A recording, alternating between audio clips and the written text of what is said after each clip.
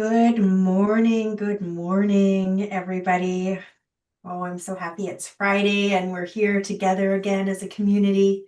Welcome to the Psychedelic Revelations podcast, where we explore the many sides of psychedelics and altered states of consciousness, bridging science, spirituality, business, ethics, history, and so much more. Our community has given us the tagline, "We go there," because we aren't afraid to go deep into sometimes controversial topics.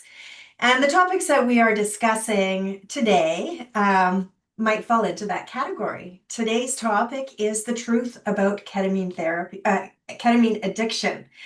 For those of you who are new with us this week, this is part 2 of a series. Last week was the truth about ketamine therapy with our guests Helen Loshney and Madison Nobbs. And I encourage you to explore that conversation as well. This is a place where we dive deep into all sides of stories, all sides of what's going on in the psychedelic world, and have balanced viewpoints and honest conversations.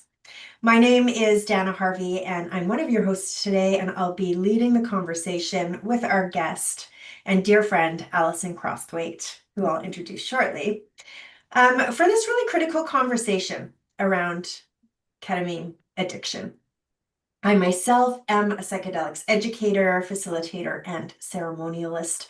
I'm the founder of the Flourish Academy, where I offer transformational coaching, events, retreats, online microdosing programs, and sound healing. And I'm also the lead facilitator for Gathering Groups, which is a 12-week psilocybin program, small groups online, 8 weeks of preparation, a retreat, and 4 weeks of integration.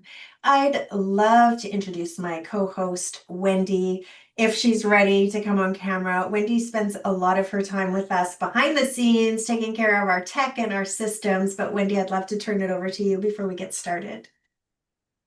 Hello, everybody. Just want to say hi and glad to be here. And I just want to give a little personal thank you to Alison for showing up for this important conversation. So Yeah. I'll go back to the back. Okay, back to the back. Before we begin, just a couple of reminders. First of all, this conversation is for harm reduction and education only. Please don't construe anything as medical, mental health, legal, financial, or any other kind of advice. And secondly, just a reminder or knowledge, if you're new to this, that the format of this podcast. So this is a community conversation. It's really important, I find, to have community in these spaces and to be able to share our stories, to connect with one another, and to ask our questions. So for the first 45 minutes or so, I'll have like a podcast style interview with Alison. And after that, we open it up to the community. So I encourage you after that to join in the conversation, to come off mute and off and on to camera if it feels comfortable and safe for you. And yeah, be part of our community and have this beautiful balanced conversation. So before we really dive into it, I'm going to lead us through our usual grounding and gratitude, just a chance to actually really become present here with each other. And I would love to invite you, if it feels good, if it feels safe and comfortable, to close your eyes or to just lower your gaze and just allow the vibration to wash through you as you focus your attention on your breath.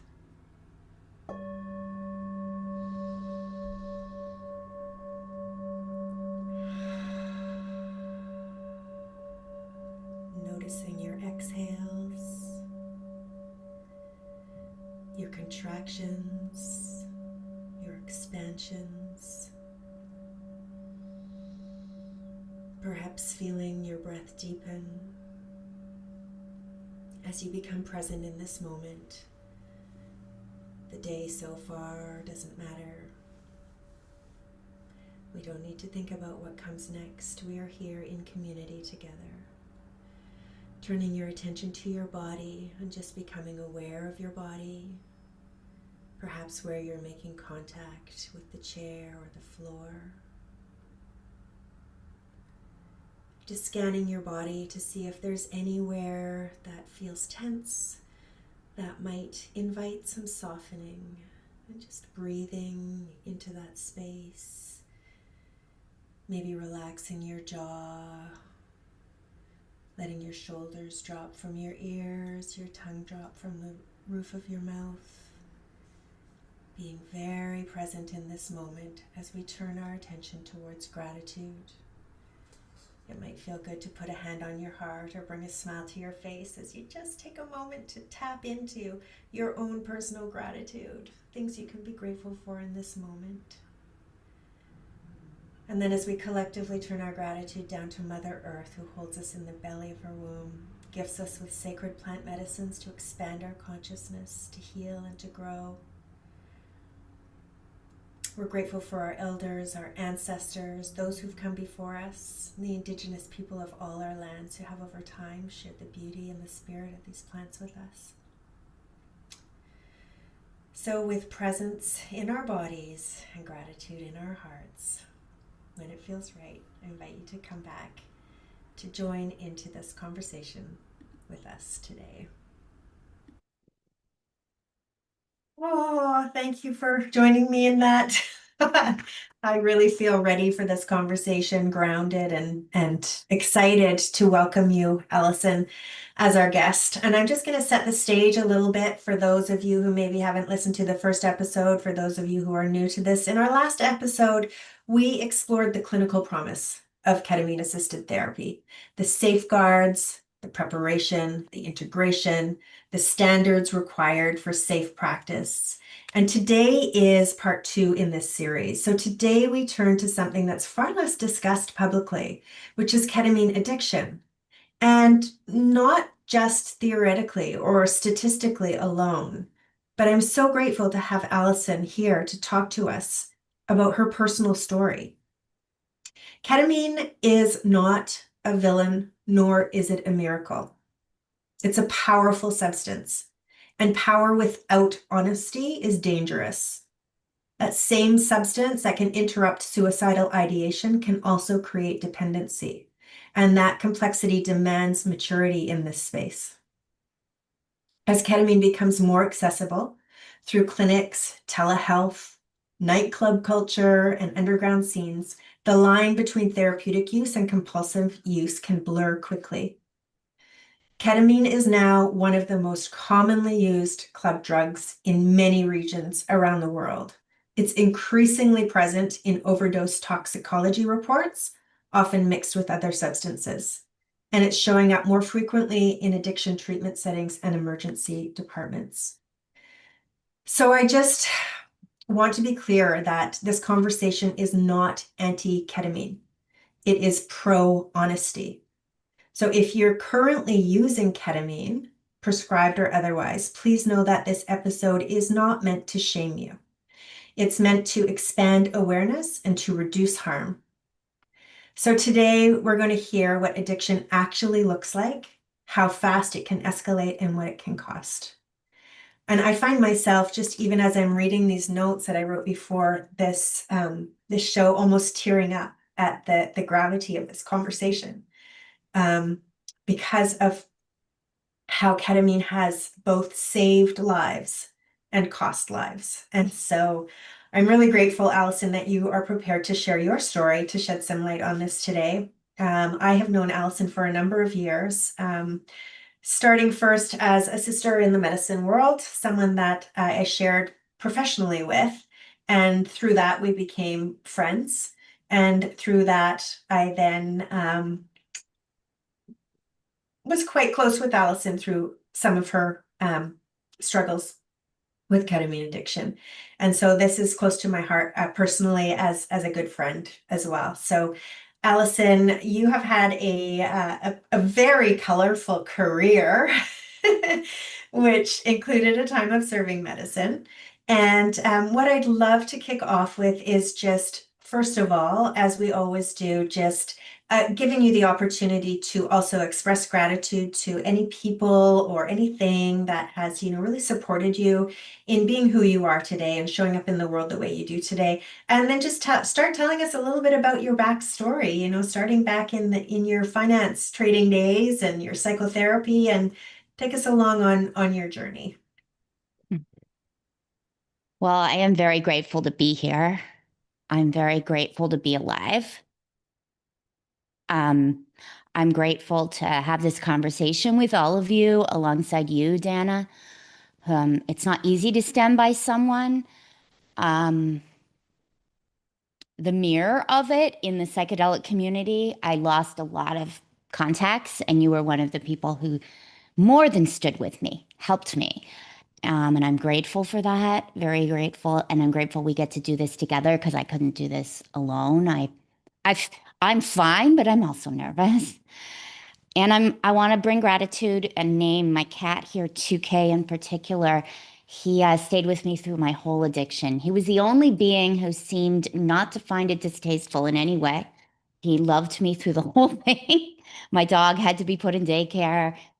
Nobody wanted to be with me, but this guy did, and here he is for our conversation. So I will name the beauty and specialness of 2K. So I mean, there's so much I could say. I'll just give you the little overview. Um, I do come from a background of a lot of trauma. Um, but the first 15 years of my career were as an equity trader in derivatives and equities. Um, Chicago, New York, Toronto, and then global. And so a very, very outward facing, driven, put yourself together. And then underneath, things weren't working so well. Fault lines were showing. And I entered psychotherapy, and I found a beautiful psychotherapist who had beautiful training. And I ended up training in her lineage. I mean, I call it a lineage at the school that she went to, and became a psychotherapist. So after 15 years, I got a package and decided not to go back, and became a psychotherapist. And then through some other losses in my life, more traumatic fault lines were shown, and I found my way to grandmother ayahuasca. And she was my first medicine teacher. And then over the years, studied with some traditional elders, became a psychedelic facilitator. I left my psychotherapy practice, became a psilocybin facilitator in the underground. And that's really important to note when you're looking at my career. I worked in the underground. I feel like there was one other thing that was important to say, but that may be enough to get us to the present. Mhm. Thank you so much, Alison. When we were first talking about doing this episode, the proposed title was How I Went from Psychedelic Facilitator to Ketamine Addict in Weeks. Right. So let's just start there. Like, when Yeah. did you first try ketamine? Why did you first try ketamine? And what Okay, happened? this is what I wanted to say. So I've learned a lot about addiction and about drug privilege and all kinds of things over my years, first in psychedelic facilitation, then in addiction. So I want to say this carefully, but like before I used, experienced, sat with grandmother ayahuasca, because there's so many different ways to talk about these medicines. Um, I think I had used marijuana twice in my life. I'd certainly gone in and out of alcohol in my trading days. Um, but I'd never, ever ingested any other substance. That wasn't my world. I didn't have that party time in my 20s. When I did, it was alcohol. So I think it's important just to frame that. So this has got me rethinking a lot of things, because actually grandmother ayahuasca was my gateway. She was my first gateway, which is something to think about. And I sat with really wonderful shamans, and the communities were full of people who taught me all about different ways you can use weed and MDMA and ketamine. And for a long time, I never stepped into those worlds either. But it definitely, it steps you in. And when you have an experience where you almost lose your life and you lose everything you care about, you go back and you recapitulate and you think, what was that? What was that? So it's complex, because I gained so much from my 2 years. I can't remember how many stories, but 2 real years with grandmother ayahuasca, very focused. I gained things I never thought I'd gain, and I gained a gateway. So then in December 2023, I tried MDMA for the first time, and I had always intuitively felt I was never a recreational user of psilocybin. I do not enjoy psilocybin at all. All I do is hold space and work with it for healing. And I always felt that MDMA wasn't like there was a liner for me. And I didn't even think about it too much. I just knew intuitively it wasn't a medicine I carried. I didn't have a recreational relationship to any substance. So it just wasn't there for me.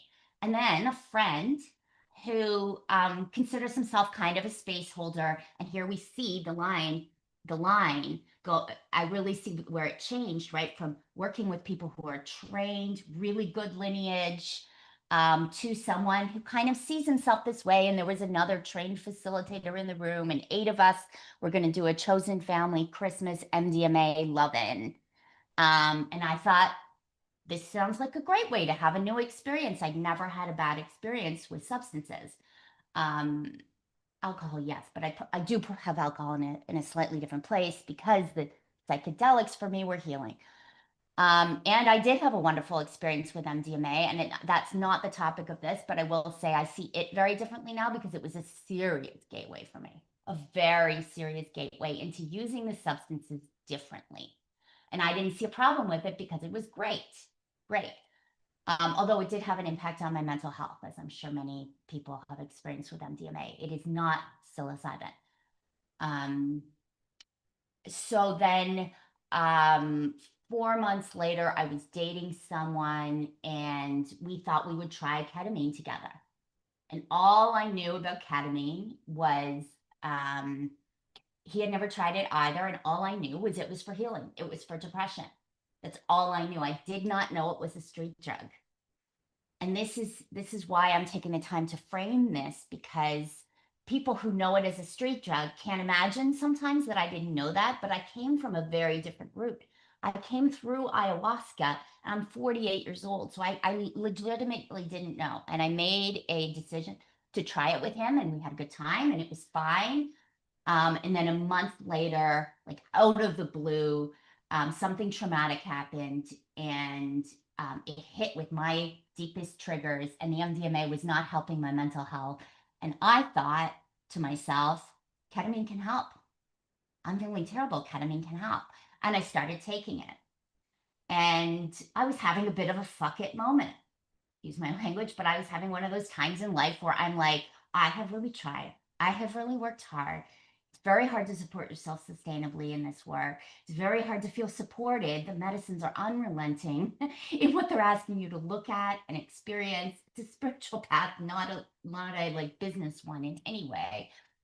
And I was like, oh my God, I'm exhausted. Fuck it. And I just started taking a lot of it.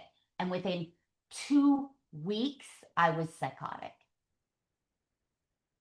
Full on psychotic. Thinking things I had never thought before, believing things I had never believed before.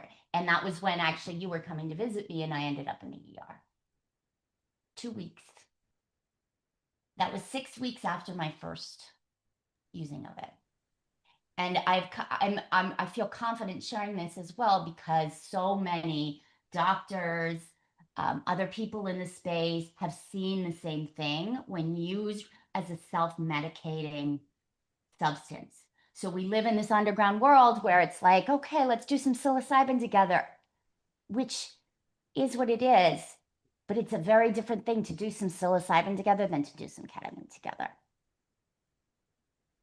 Oh, wow. Like I I actually heard so many other topics in there Right, we I can know. go on to, right? Okay. But I mean, what I really hear clearly is like your route into this wasn't like street drugs, party drugs, kind of got a little bit out of control, ended up addicted. It was like you were a medicine woman in the healing world, using medicines for healing, understood about the promise of ketamine for helping support people with depression and trauma, and you approach the medicine in that way. With trust. And Yeah. pardon me? With trust. With Yeah. And I want trust. to be clear that I don't look back in that and go, yay, that was a good decision. Like that was not a good decision. But I do Yeah. want to say I had trust. And I don't think I'm the only one who trusts the medicine. Mm-hmm. Yeah. And I mean, one of the subtopics that I'm hearing is about this community of underground facilitators and medicine people dibble dabbling in all the stuff. And I don't quite understand why, but I guess just maybe because we have access to it. But, and access is a whole other topic. But what I found so shocking is, I mean, like for our experience, you and I were talking regularly, like right up to because I was coming to your part of town, your part of the Right. world to visit, and we'd planned this visit, and I had no idea. And then, the morning of, like, to have this have be visiting you in ER instead of at your home, and I, going like, what happened? Like 2 weeks, 6 weeks from the first time you tried it. I have full body goosebumps. And I've been listening to and reading a lot of personal stories around Mhm. ketamine addiction and the trauma it can cause in lives. And I think this is one of the biggest things is the rapid onset Yeah, of ketamine when it becomes a dependency. that's right. And so this is like it's all so important to say. And so that was June when you came to visit. I was in the ER. I continued to pretty much dip in and out of using and did not realize that I had a problem until Labor Day weekend. It had hijacked my brain into telling me that I knew what was best for me, and what was best for me was more ketamine. And I couldn't Right. find myself. And then finally, Labor Day weekend, the physical pain of the substance was so great that I couldn't take it anymore. And I took myself to detox.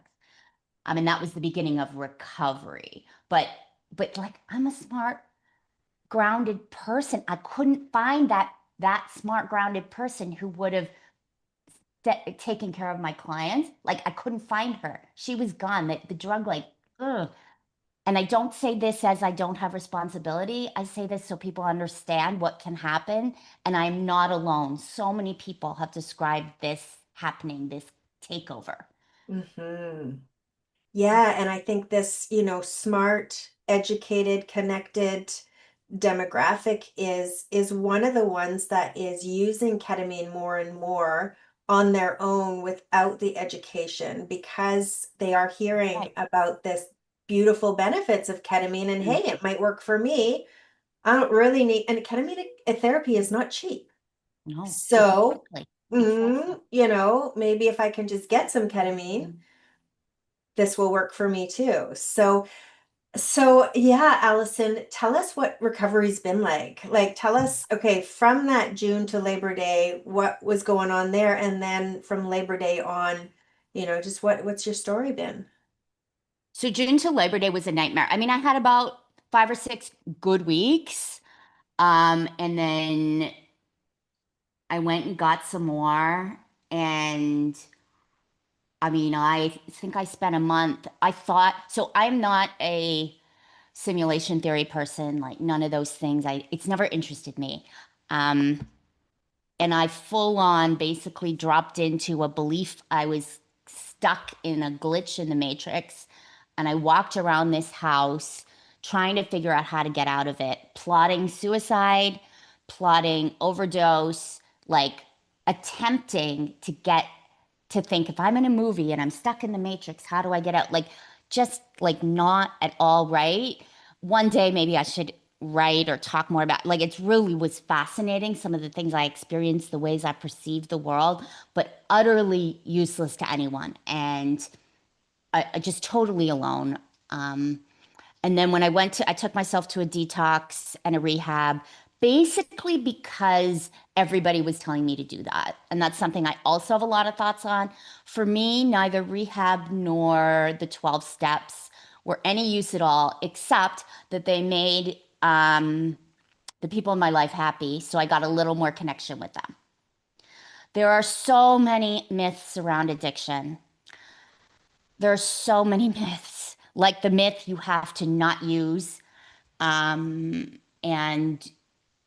the sort of clean using language. That was the biggest thing I had to learn. And I just want to say one other myth before I go there. The myth of your person has to hit rock bottom, and if you support them, you're enabling them and making it worse.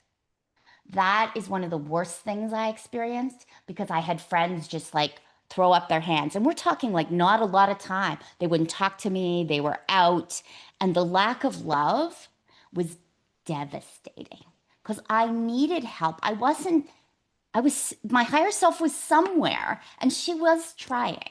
She was trying to get through. And I do believe there's you know, I'm psychoanalytically trained. We have our death drive and we have our um our life drive. And like these things are working together. And I think love is not necessarily enabling for an addict.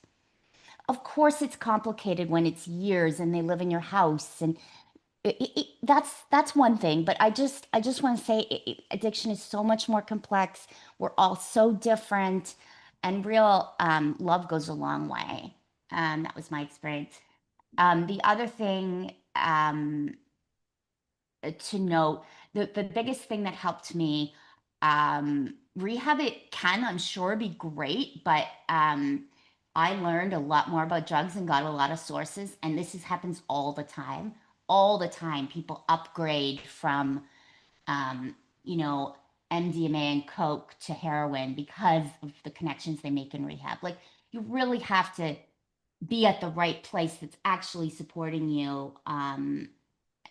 It was not helpful to me. And I think people get so scared watching their friends go through things and their loved ones that they want help for them. So they suggest it because they want to feel better. But we just have to be realistic. There are good ones, but there's also not good ones. And to do the work, when I was in the state I was in, to do the work of figuring out what was going to help me was not going to happen. So I'm just going to put that there. But the thing that ultimately helped me the most was an alcoholic who writes on LinkedIn. I think his name is Michael Cossette. And he said, I had to get to the place where it didn't matter whether I took a drink or not.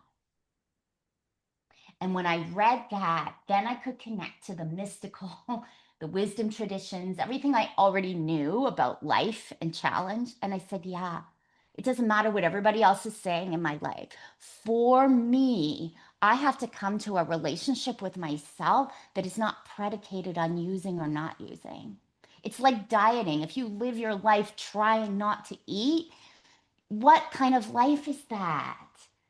And you can't do it. Nobody can do it. We can't do it. We have to come to some other relationship with ourselves that is in love. And for me, I'm so heart-centered. For me, I had to come to love. And it had to be mine because there was no love around me, or very little anyway. You were some love, Anna. But that's why you shined, because there was so little of it. There was so much fear, so much don't use. And I agree, don't use. But when your brain has been hijacked by a substance and you're at war with yourself and you feel horrible when you're using, it doesn't work. You have to say, addicts are as worthwhile human beings, using or not using. I am worthwhile because I am alive. And that's been the journey that I continue to be on, even though I'm not using. Oh, Yeah. Alison, thank you so much. I'm feeling a lot of emotions come up as you're sharing and as you're speaking, and just love the way you're putting it in context. Is like everybody's journey is different, and really the only thing that matters is the bottom line is the love. And like you said, you lose a lot of love when you are in the throes of addiction, maybe just because people don't, or they're uncomfortable. They don't know how, they don't know what, so they pull away. So, but even regardless, even if people did stick around you and did love on you, it's still going to be you finding the love for you. That's And right. I really, it really resonated when you put it in the context of like recovery for you. It's like when you use the diet analogy, like if you spend your whole life just focused on not eating, how are you going to live a life? You just have to come to a relationship that you are okay with yourself, and That's food right. will fall into it, or whatever will fall into it. And I am curious, like as a person who I've been surrounded by addiction right from my childhood. So it's not a new space for me. But I still feel at a loss very often when I'm supporting friends or family or clients with addiction. And I'm really hearing like that kind of, in your experience, that kind of tough love, wasn't the root, because what you really needed was love. And although your friends and family may have been saying, go to recovery, go to detox, do that. That wasn't really what you needed. You just needed the love from them. And I'm just wondering if you do have any like words of advice for family and friends who want to love on the person in their life who's struggling in this way and just don't know how to. Yeah, I think so I want to say like everything's different and sometimes love is getting them to rehab. This is very complex, right? I'm just telling my story to share pieces. Just like having a difficult conversation with a best friend or a spouse.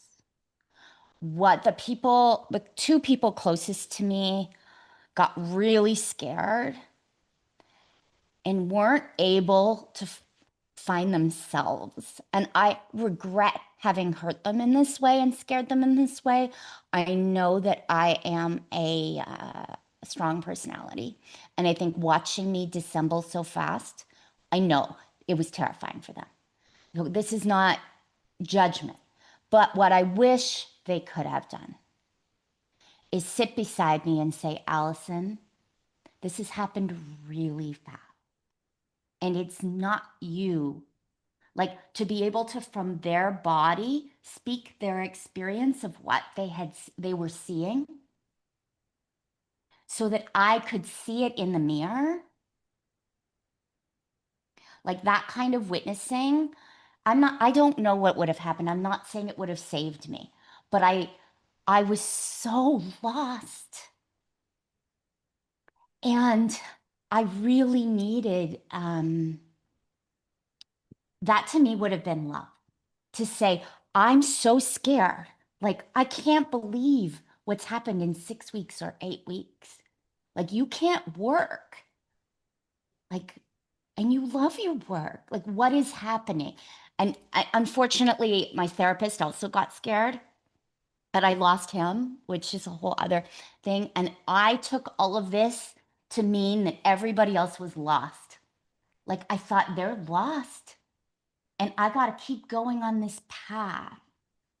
And I'm not saying they could have saved me, but I would have loved someone to speak directly to me. Yeah, directly and compassionately. Yes, yes. Yeah, that's a fine line I sometimes. know, I know. And Yeah. it's not critique, but it Oh is, yeah. of them. Like, I, they were so scared. They Yeah. just kept saying, go to rehab. Like, it just was very hard to see. And it's like, yeah, ketamine is it's, I have all the time in the world, please know, for the life-saving features of ketamine in the right circumstance. It's just so confusing. It's so immersive and confusing. Mm. I'm so glad we're having this conversation because, yeah, I think it's just honesty and truth about powerful, powerful substances, that can, as we've said, can save lives undeniably Mhm. and can take lives That's undeniably. right. That's right. What did addiction feel like for you? I hear a lot about the physical part of Mhm. addiction, um, and how incredibly, um, like irreversible physical effects of ketamine addiction as well. So tell us, what your experience was like and what you know of, how bad this can get. Yeah, so I am, just by the grace of Mother Earth, do not have ketamine bladder, but ketamine bladder is irreversible and causes incontinence, and there's no earthly reason why I don't have it. So that is a very serious side effect that most people talk about. I did have liver enzymes so high they couldn't believe I was functioning. I've had to have many, many tests. Thankfully, I am well. And I continue to get well, but I'm not back. And they say I will never be back to the liver function that I had before, which was great. I had tested myself just before, and it was great. I have a deviated septum from the amount of ketamine I put up my nose, which is like a humiliating, horrible thing to share, but it's true, which affects my sinuses, my breathing, my sleep. And I will never be the same person again. I mean, if you have, I mean, even psychedelics, any psychedelic, but if you have done ketamine, I mean, I did a lot of ketamine. I experienced a lot of things and I wiped my brain. Very clean slate, which is also something I'll talk about over time. My mental health is fine. Although the recovery, one thing we didn't talk about in the recovery, suicidality like a beast. And this is something that is a known issue in ketamine recovery. I know of multiple suicides in recovery because the shame is devastating. That's what caused me to relapse when I did was the suicidality. I was like, I'm going to kill myself if I do not use this drug to at least give me some relief. And that's the calculus I'm doing. It's a horrible, horrible, horrible experience. And that the trauma of that, in a sense, of having lost my vacation, lost lost my friends, lost, my financial income in a heartbeat like that in such a shameful way for someone who should have known better. And many people have made clear to me should have known better. That will I ever recover? I mean, I've recovered, but I have to live with that. And that is, that is not a cakewalk. Mm-hmm. Yeah. But it is part of your story and part of who you are sitting here before us today. And I'm so grateful that you're willing to share this. And, like you and I were talking about before this episode today, if this conversation saves just one person, saves one life, let alone just saves one person from having to go through the cycle to find out what is not being talked about enough, which is the incredible addictive tendency and how people who should know better, a lot of professionals that I work with, founders, CEOs, um, and I have to say, what I've been learning about is a lot of teens. Right. So if you have children, please talk to them about ketamine. Yes. In particular, I mean, talk to them about drugs, talk to them, talk to them first of all.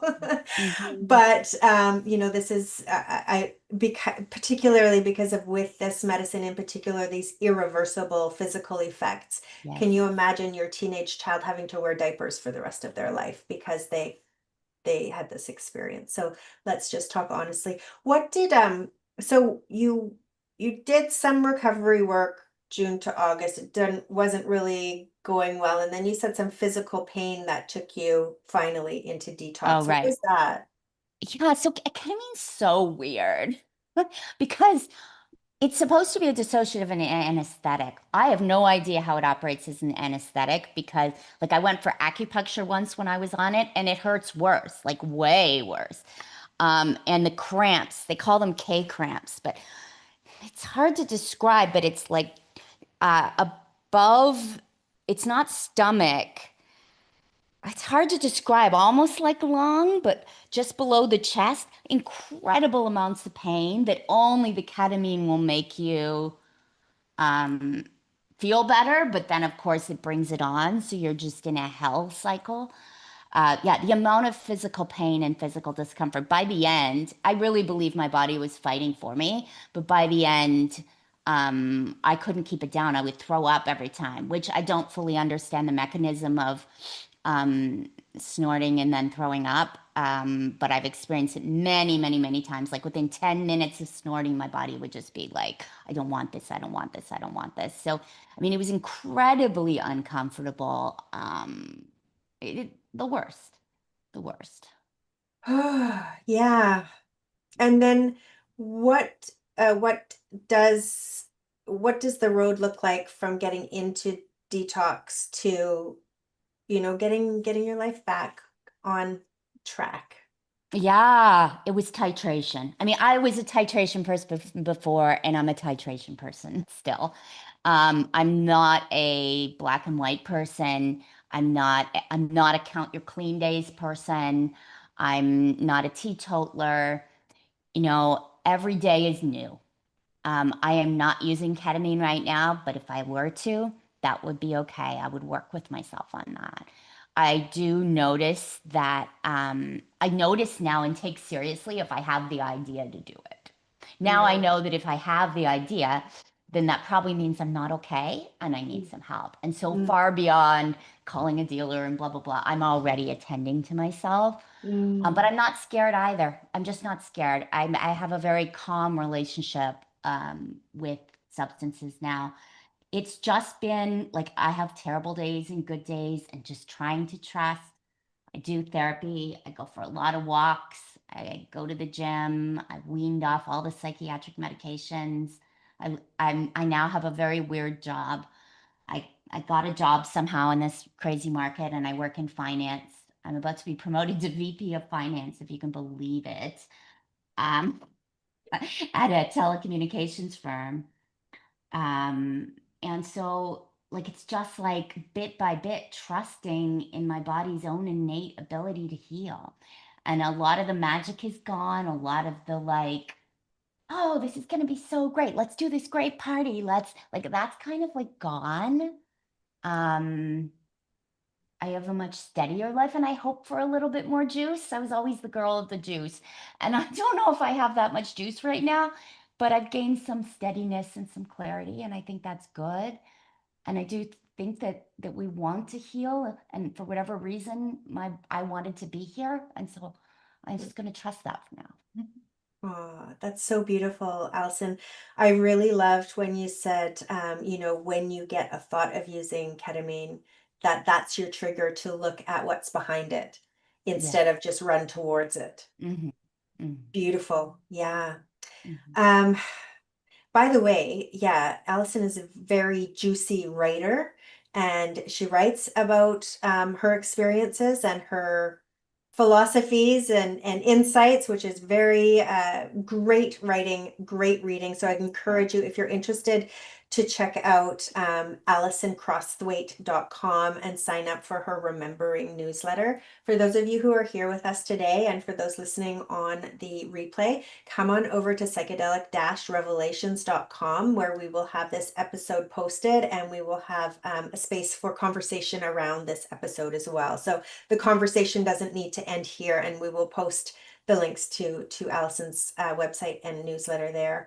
Um, Allison, as you know well, this is community conversation. I'm hoping that there's some people who are interested in participating today, sharing maybe their own stories or asking their questions, maybe even just coming on and saying hi so we can be in community together. But since it's Can I such an say one important, thing? yeah. I just want to say I'd love to have any of you on my newsletter, and there might be an offering or two for sessions or whatever. I really am not working right now in that capacity. I just want to be really clear. Like, I'm not earning any money by telling my story. I'm not gaining a following at all. Like, this is, in fact, I feel a little bit vulnerable with my employer. I just want to be really, really, really clear because I've a number of times received messages about attention or something like this, and I just want to be really clear that I'm trying to do this in service, and there's yeah, I guess that's Thank you. I think that's a really important thing to bring into this conversation. And for those of you here joining us and listening, Allison and I had multiple conversations behind the scenes before we got to this point of um, Allison feeling that this could be a safe enough space to do the service of sharing her story. So let's just summarize with a couple of things before we open it up. Allison, just like kind of like maybe top 5 things about what would you like people to know about ketamine, and then what would you like people to know about addiction? um, about ketamine.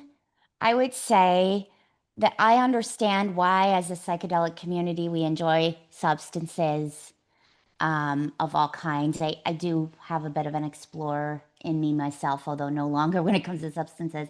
But I would say just recognize that sharing ketamine with a person is not the same as sharing psilocybin with them. And just because you can use it doesn't mean they can use it.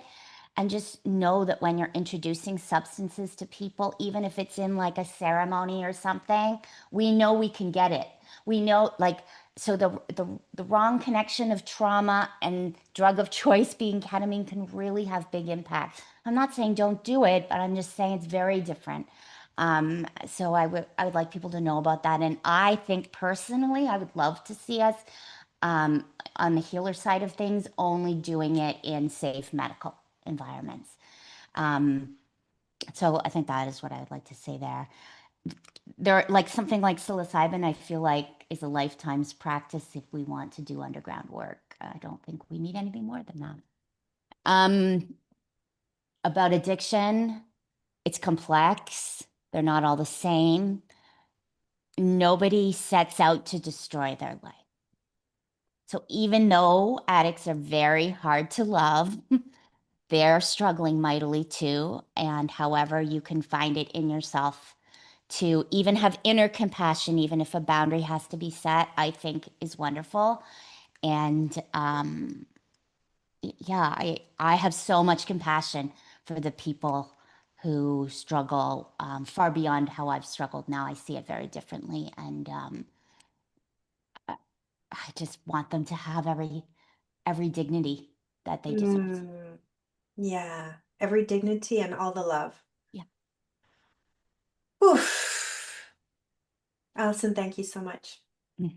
Thank Yeah. you, Dana. Thank you for your bravery bringing this conversation. It's just so important, so incredibly important. Um, Donna, I know is heading off. Thank you for being here, Donna.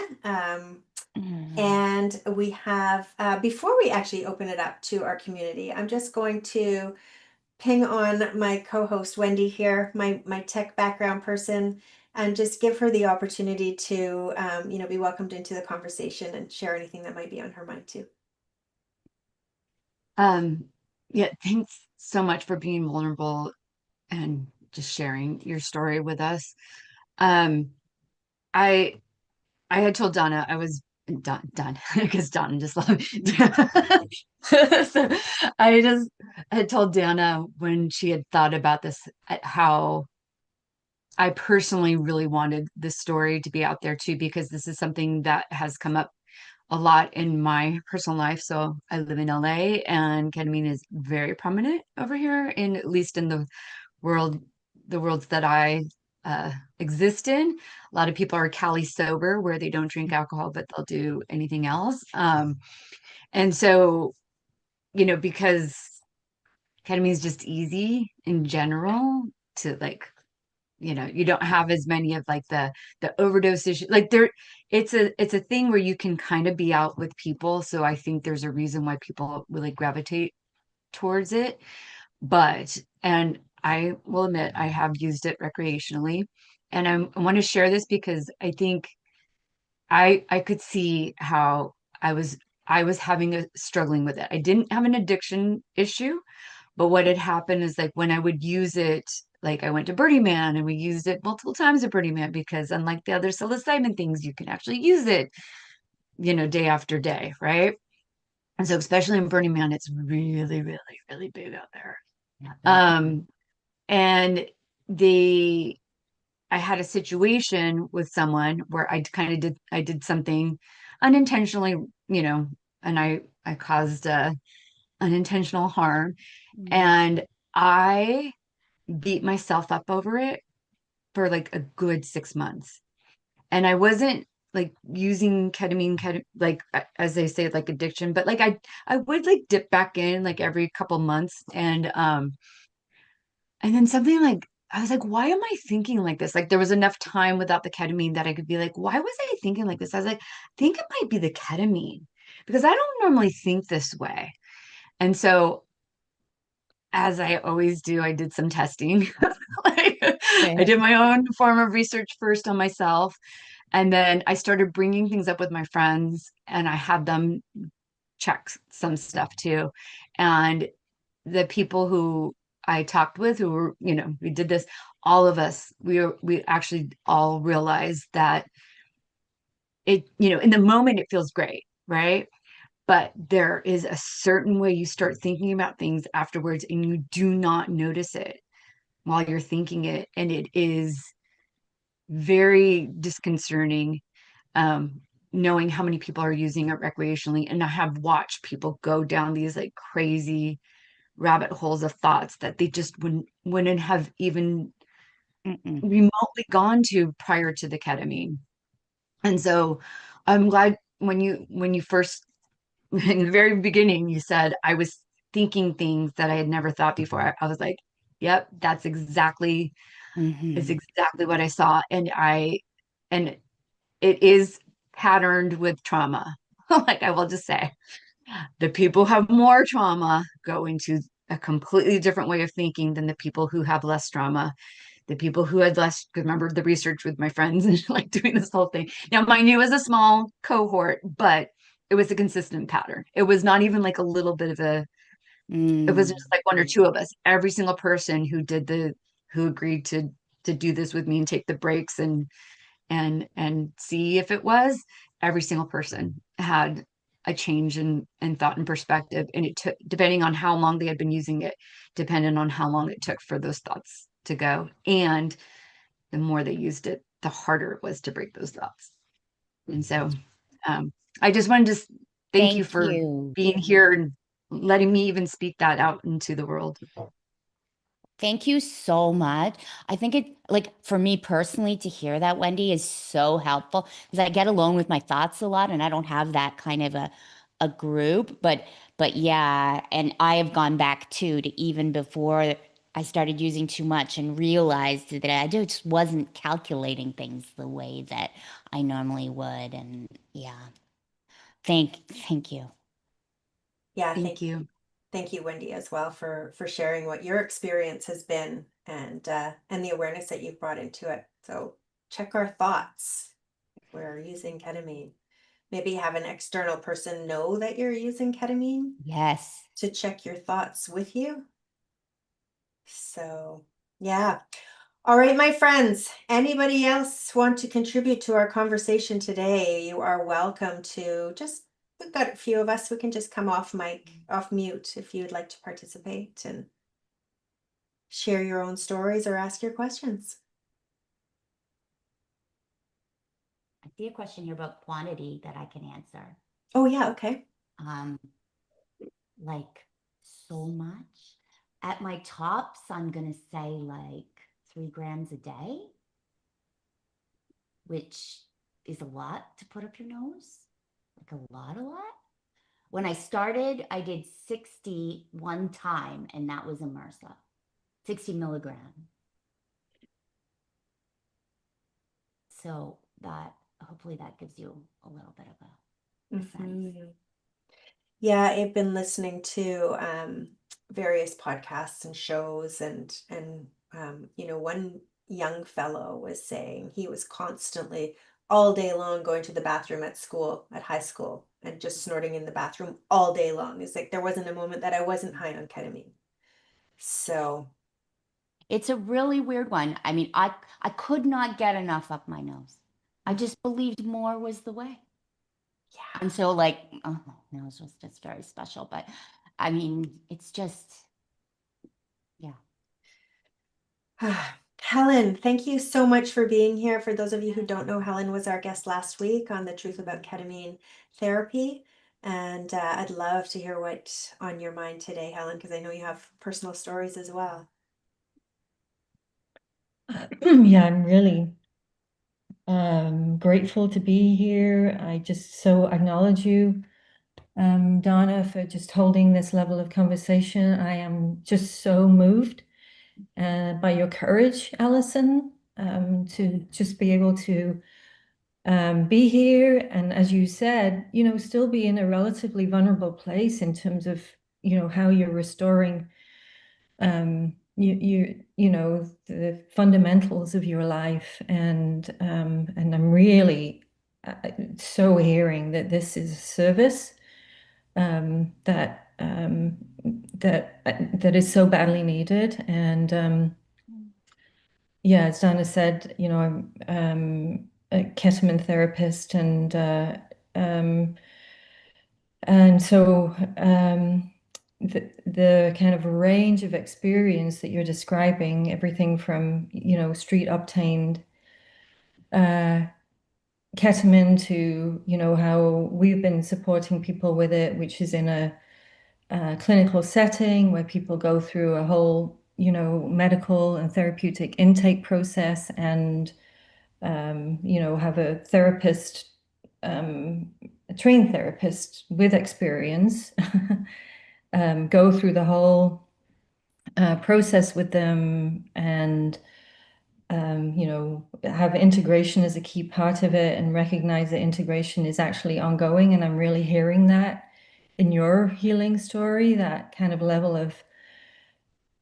you know, how you were so divorced from, you know, everyday reality. And so what, you know, some of the other pieces that really struck me as well, supporting my daughter in a recovery from fentanyl crack addiction, was again the divorce from, you know, reality, and your inflation, you know, of what you're, who you are, what you're here to do, what all of that.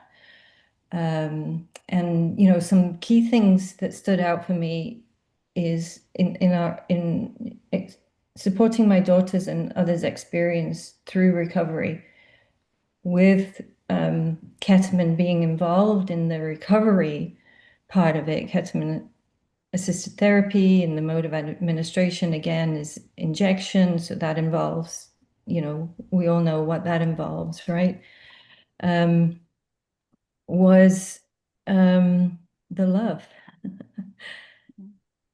Yeah, yeah. When my daughter was in the height of her addiction, we, you know, many times set boundaries. If you do this, then you'll be out. If you, you know, you keep stealing from us, to get, you know, then you'll have to, you know, we'll have to kind of lay this boundary down. And essentially, it was the ultimatums. And we fortunately, being in the medicine community, got support from people with lived experience who'd come through addictions with medicine work. And one of them, he's on next week, Gareth, basically said to us, you keep laying down these ultimatums, then you'll be looking at her ashes on the mantelpiece. And you know what you said about someone saying to you, like, here's what's going to happen, Alison. Here's where you're at. Here's what's going on. We had to hear that. And it was, you know, just a completely loving act to have to hear the consequences of our laying down the lines and our ultimatums. And things shifted from there. And uh, the other thing that really stood out for me as well, just in terms of supporting her in the journey, is that you go into rehab and recovery places and you get direct lines to, you know, the whole panoply, you know, the whole smorgasbord. And it's so delicate as well, because these institutions are doing the best, but it's so ubiquitous. And uh, and the other thing that really stood out was, and I'm going to just read a piece from, and it came in yesterday. You know, there's no accidents in the universe. It was Phil Wolfson's Ketamine Guidelines version 2. So I'm going to be posting it on the, and it's 121 page PDF. He's generously shared it. In the first version that he did last year, there's a story relayed in there of a professional, a therapist. There was so many elements of your story, Alison, that are reflected in this, psychedelics therapist journey with ketamine addiction. So that's striking. I haven't read version 2, but I did a synopsis of it, and there's a story again in there. I imagine it's the same one or a different one or multiple stories, because again, what you are so profoundly sharing is it cuts across all classes, all demographics, all ages, all levels of education, and all levels of training, like you have described, right? You were in this field supporting people, and yeah, I just hear a lot of humility in that, just and that is so needed as this field continues to expand. But anyway, like I say, I'll post this PDF because it's so relevant, but Phil's developed what he calls a K-12 support program. So it incorporates the 12 steps, but it also is influenced by his Dharmic practice as a long time Buddhist practitioner. So to me, it's a beautiful combination. And one of the key elements in terms of supporting our daughter is that she was going to go and get it anyway. So we took a harm reduction approach, and she would bring the crack fentanyl cocktail home, and we would do ceremony with her. Wow. And that is such a key part, as you described, is uplifting the shame around it. Because if people have an experience where, as you said, I have a relationship with it, That's wherever I'm at with it, if I'm met and loved there, that's going to shift the direction of the relationship with it. That's right. And I can't say how much what your experience, ours and others, is so needed to be heard more widely.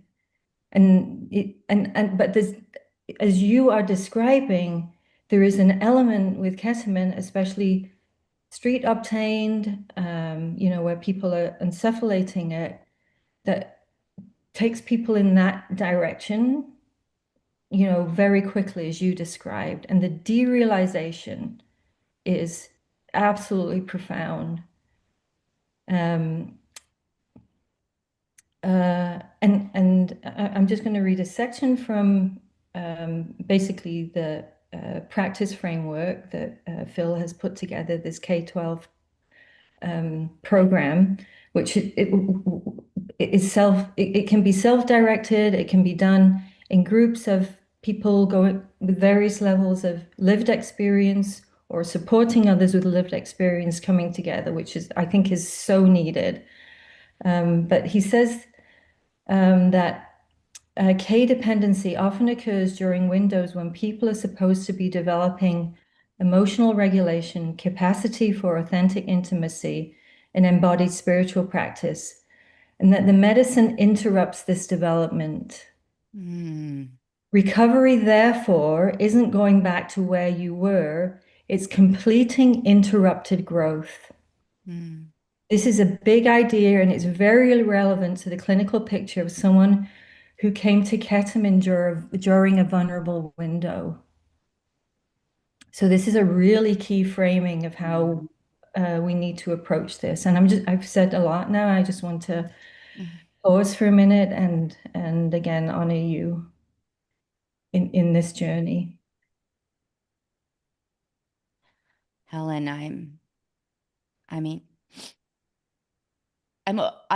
this is very healing experience listening to you and connecting with you in this way. So I'm overcome. I watched you in your episode yesterday, as I prepared. So I feel like I know you like it a little bit, and then to get to hear this part of your story and the story of doing ceremony with your daughter.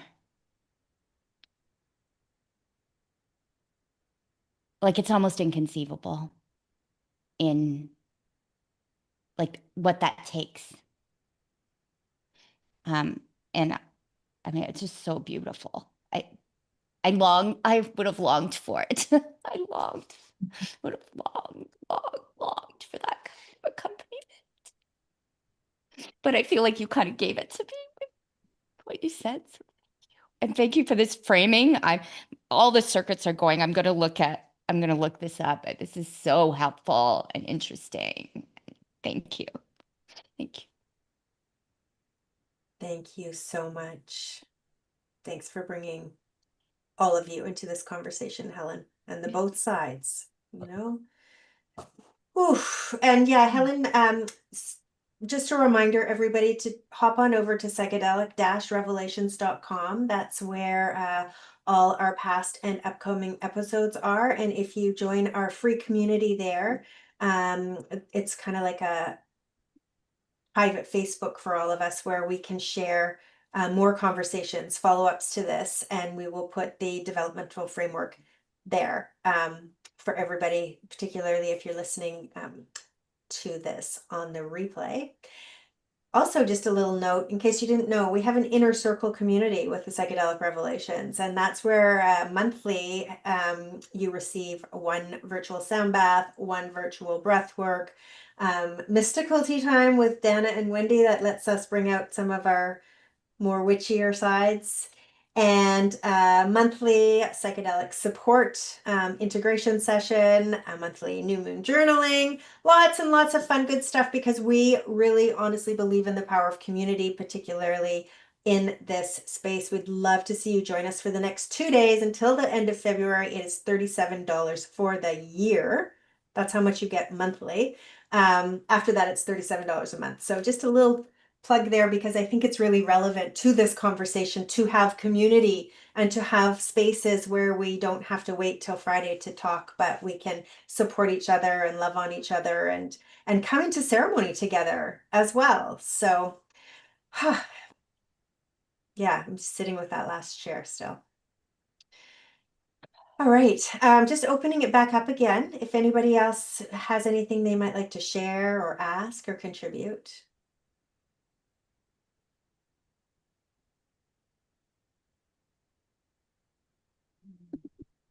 I'm glad, Helen, that my name is Sue Stewart. I'm glad that you, Helen, brought the concept of risk reduction. Alison, of course, that's what you were talking about, the desire to have people not just close you off out of their lives, but to be and sit with you and be present with you through the struggles. And thank you both for everything you've talked about. But I'm a ketamine assisted guide, and in my training, I learned so much about risk reduction, and I feel like it's also not talked about enough. Certainly it's talked. Well, it depends on what part of addiction world. I have a nephew who's been struggling and with alcohol, and he's told me about some of his rehab places and 12-step experiences that really do not have any concept of risk reduction. So I appreciate both of you for bringing that into this conversation. And I too feel very moved right now for everything that's been shared. So thank you. Thank you, Dana and Wendy. For being here and for sharing and for the work that you do as well and your sensitivity around it. Yeah. We have a few more minutes left if anyone else is wanting to contribute to the conversation. Alison, sorry, you may have touched on it and I missed it. Did you test the ketamine? Like, did you know if it was pure ketamine? Yeah. I mean, this is the thing about being a facilitator. I had access to pharma grade, Ah. like the best of the Mhm. best.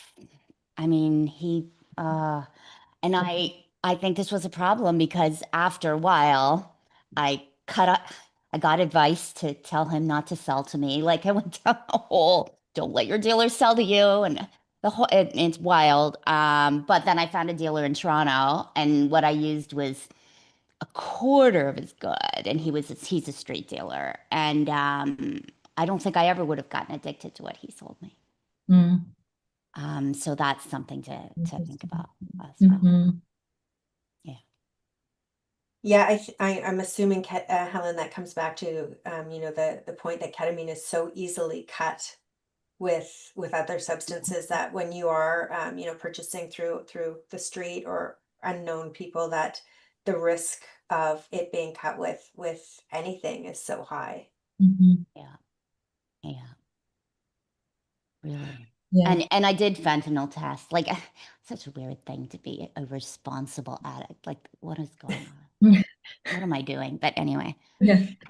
You know, I Hey, do. Guys, Who's that? this Chloe. is Chloe. Yes, Yes. I just wanted to say thank you so much for everyone for sharing your story. I've been getting into harm reduction locally where I am, and I guess the only thing I want to share before I forget um, is that I wrote down something that I think is a good indication if someone is struggling and they don't really know if they're struggling is that you can either be holding space or you can be spacey. Um, so I think that if I, had that um, differentiation to kind of ground myself and know, okay, am I holding space for others or am I just being spacey and I, want people to feel like I am. So I hope that resonates in some way. But yeah, thanks so much for opening this discussion up. I think it's an important topic and you know, lots of gratitude for everyone. And that's all I have to say today. Thank you guys. Bye. Yeah, Chloe, thank you for that. It's such an important distinction. Um, because even in my experience, when you don't have anything on board, there is an experience of a contact high.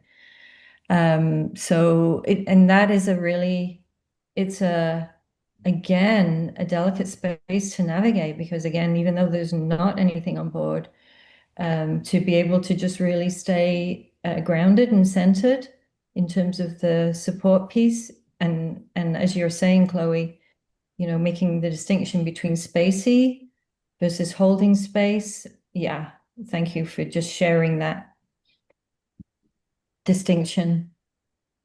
Mhm. Alison, anything you wanted to chime in on? I think it's something that's at the back of my head that I want to say, and I do still carry shame, of course, but it's the phrase that Wendy used, unintentional harm. I caused a lot of unintentional harm, irreparable, basically. And I don't, in my talk about I wish I could have had this or whatever. Yes, agreed. And I just don't want to miss how much harm I caused. And I on my good days I can not have shame, in my bad days I do, but it is really important, I think, when we're thinking about the substances and ketamine in particular, to understand, like, it changes your thinking, and I've heard this from many people, in such a way that we might say things in interpersonal relationships that don't know we're on ketamine, that changes them and their lives forever. And it's not the type of substance like where I've written about this. It's not the type, sometimes you're just on ketamine, fair, and you're in your K-hole, all the things. But sometimes you think you're fine. Totally fine, especially when you're using it a lot. So you're thinking, you're feeling, you're acting, and you're causing harm sometimes. And this is something I have to live with, and I wouldn't want that. I wouldn't want anybody to have to live with that. So as we think about this, and it can feel very like enlivening, like I understand the world and I've got a great idea. And no, you don't actually. You're on ketamine, and this would be fine to be held and explored in a grounded, self-reflective way as a kind of dream or psychedelic journey, but it gets mingled into life, and you're at the grocery store and you think you understand something about the supply chain or whatever, you know.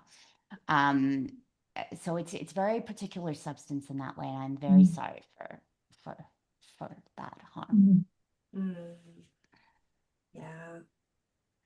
For me, this is opening up a whole other conversation too about facilitators and people who work in this space that do have access to all of these medicines. And I mean, I'm in the same boat. I've got anything I want at the end of my fingertips. And like by the grace of God, I'm not tempted. I know which medicines call me, and I know which ones I've worked with and can support other people with. But I'm flabbergasted at what happening around me, actually.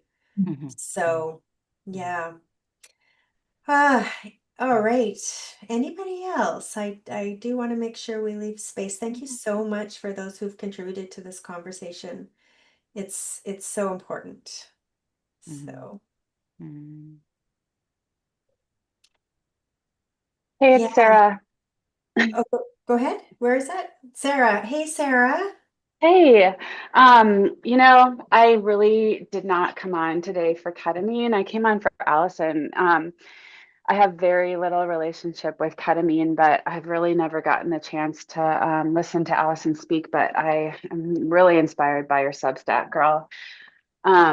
Your raw honesty about ketamine, about AI, about yourself, like it moves me to the core and actually inspired me to Substack, like to create my own Substack and express myself. So I just wanted to tell you, Allison, that I am really moved by you, and I had the space today to, to listen to you speak, and it's really been beautiful. It's been every bit as raw and as honest as your Substack, and I wanted to let you know. Wow, Sarah. I mean, I've adored you from a distance for years, and the way you express yourself and bring yourself. So to hear this from you, especially at this moment when, quite honestly, I feel useless to the world, is in many ways really, really meaningful. I can't quite process it, and it's kind of seeds, doesn't kind of, it seeds the dream that I have, that I will one day find another way to meaningfully engage. The loss of my vocation as a medicine facilitator is right, and is devastating. So thank you.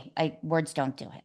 Thank you. Mm, yeah. Oh, Sarah, thank you so much. Thank you for being here and contributing that your beautiful self. And I think like for me, this is so heartwarming because for me, it's all about community and this kind of loving support that we give to each other, particularly when times are tough. So and particularly in this world today, my friends, let's find each other and stick with each other. We need each other so much. You so much. And it kind of comes back to what you were saying, Alison, in addiction, like what you really needed was love. That full expression of love. I love you because you're Alison. Doesn't have anything to do with addiction or not addiction. Right? I have a question. This might be for Helen as well as Alison, and anyone else who may contribute as well. I'm very familiar with PIR, Psychedelics in Recovery.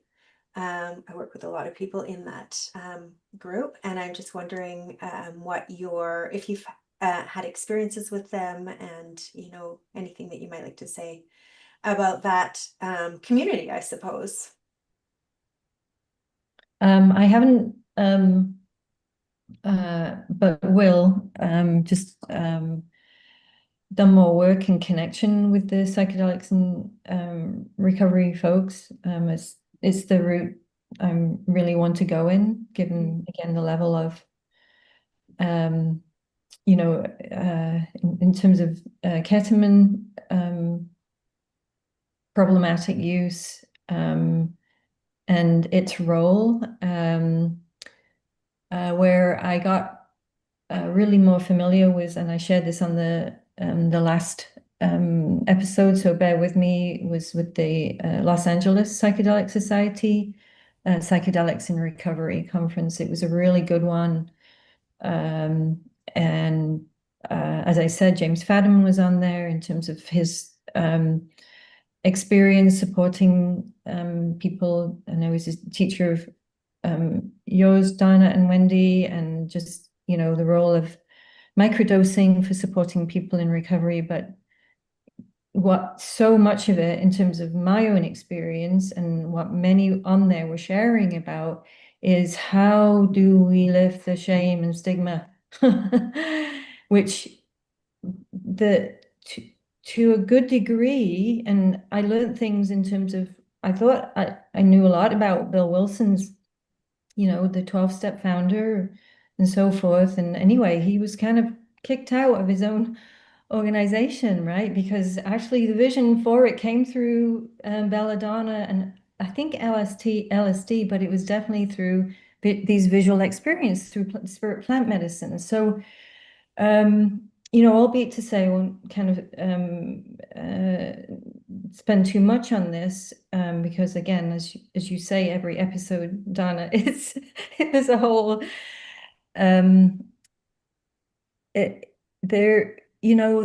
there's such individual paths, and at the same time there's some universals, and the main one we've talked about here today is love.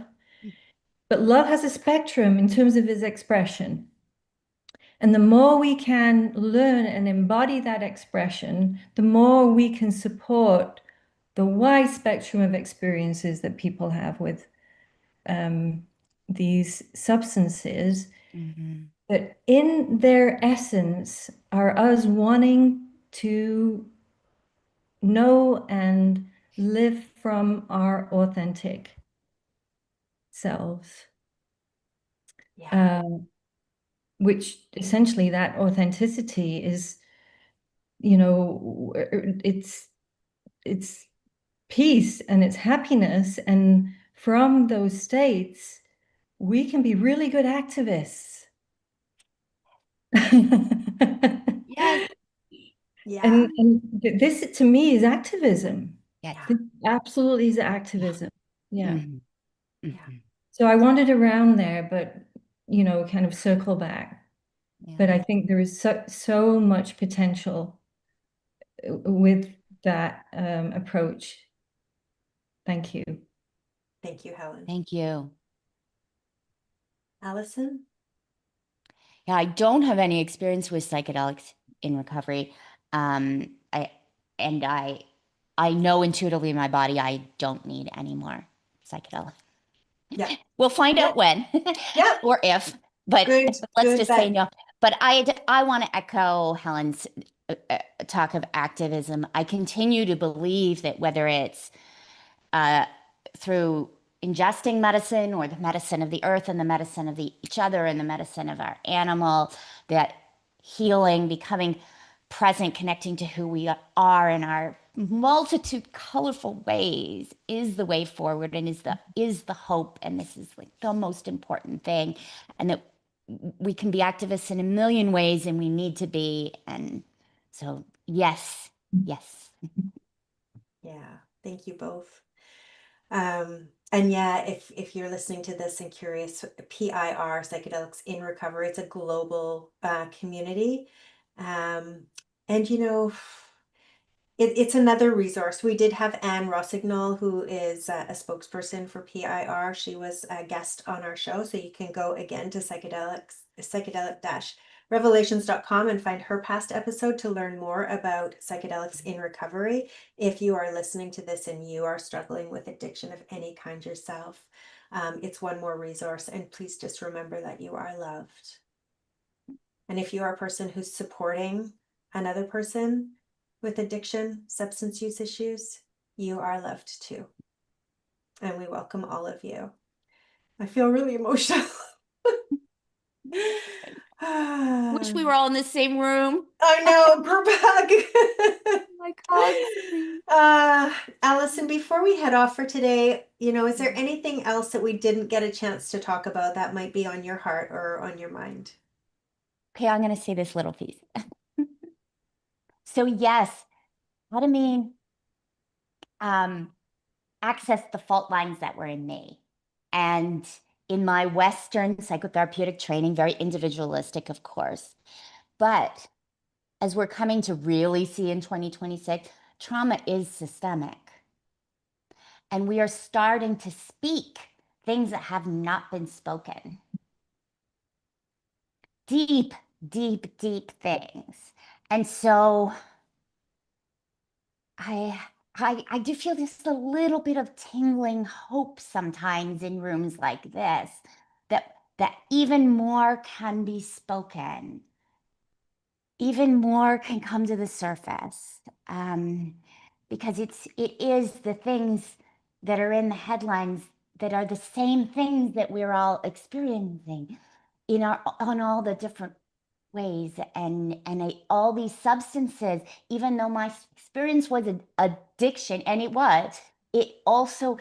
did root out. There is a developmental arc to my personal work, and I pray that it goes somewhere now, but that's a whole nother existential, but it has been doing very important things in my life, and I guess it's a little jumbled, but I feel the urgency of our moment so incredibly deeply, and I love the heart connection here, and I do believe in the developmental arc, and I believe in the symbolic arc, and I have some faith. So thank you all so much for making this I was prepared for anything, right? You have to be prepared for anything, but actually this was so healing for me. So thank you all so much. I have so much respect for each of you and your work, and this is wonderful.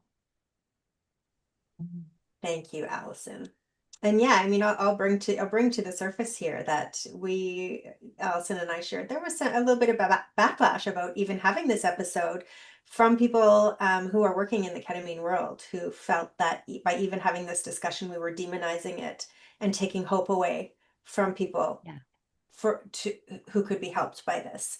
So Alison and I were prepared, and this is the place to bring those conversations. Please don't hide behind social media or hide behind anonymous posting. Come here. We have a forum. We want all the sides of the story. We want honesty and truth. So just encourage you to join us in the future, and let's just put it all out on the table. Yeah. We're here for it, right? Sarah, who's here, she was the one who gave us our tagline, "We go there," because we're not afraid to have these conversations. So important. So But important. what I can say is, I don't know about for you guys, but for me, this has been a very emotional episode. Heavy with light. There is a lot of light and a lot of love here, but also heavy. And I encourage you all to take care of yourselves after this episode, if you're here joining us, or if you are listening afterwards. There's all sorts of ways you can take care of yourself. And sometimes for me, after something like this, I actually go and listen to Taylor Swift and shake it off, like literally shake it off. So whatever works for you, whatever floats your boat, take care of yourselves and come over to psychedelic-revelations.com, join our inner circle to be part of the more intimate community, or just join the free community and have ongoing conversations. Be supported. You're loved. Yeah. Wendy, anything from you before we kind of wrap up? I mean, just we've got some other things lined up. Yes. You know? So next week we have uh, mystical tea time, and we were going to be talking. So I'm excited. So last week Dana brought the year of the horse, and this week, or last month, this month I'm going to be talking about Ostara and the spring equinox, and I'm going to guide us through an EFT tapping exercise. And so bring your journals, get ready to like move some thoughts in there. So I'm excited for this upcoming week. And then do you want to talk about the next week with intersection of and psychedelics? Yeah. So what we're doing is we're having Dana and Wendy's Mystical Tea Time once a month on the Fridays that we usually have podcasts. So come and join our inner circle for get your ceremony on. And and then after that we have a fellow named Rev Human joining us. We're going to be talking about AI in psychedelic spaces. I see Alison's eyes light up over there. Oh, and Helen's too, of course. How could I forget? Oh my gosh. Okay, see you ladies in a couple of weeks, if not before. Then we are going to have another episode on Canna. We haven't talked about that for a while. And that is with Ryan from Hearthstone Collective. And then we have Helen Weir, Gareth Moxie is joining us at the end of the month on healing addiction with ibogaine. So a great follow-up to this conversation.